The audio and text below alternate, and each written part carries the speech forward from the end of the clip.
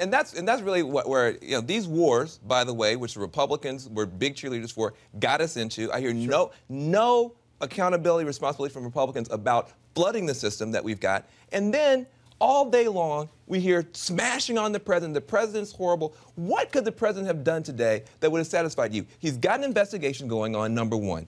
He said he's open to firing Shinseki after an investigation. Our president happens to believe in maybe having an investigation before an execution. What could he have done today that would have made a difference for you Republicans? Well, I wish what he would have done a month ago when this thing came to the forefront. It took 2,000 articles in the newspapers on TV telling him to be upset. And so today he manufactured some ire. Oh, that's completely unfair, Senator.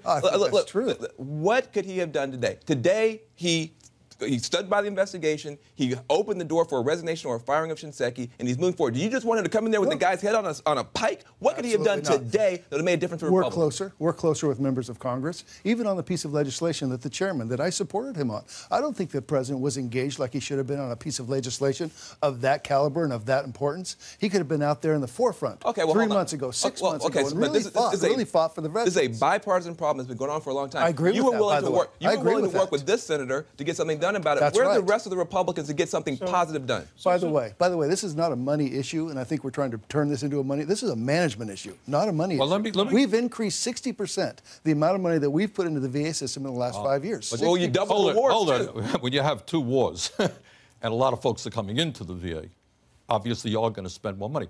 I don't know. I'm not so sure that you're right on that, Dean. I think you got 2 issues. Number one, I think it is a fair criticism of the VA to say, is their management as effective as possible? Do you have bad managers in hospitals who should have been fired? Probably. You need investigations? Probably. Second of all, though, I think that when you see a huge increase, we got 1.5 million more people in the VA than we had 3 or 4 years ago. You know what? You may need more staff. And it may be a money issue as well.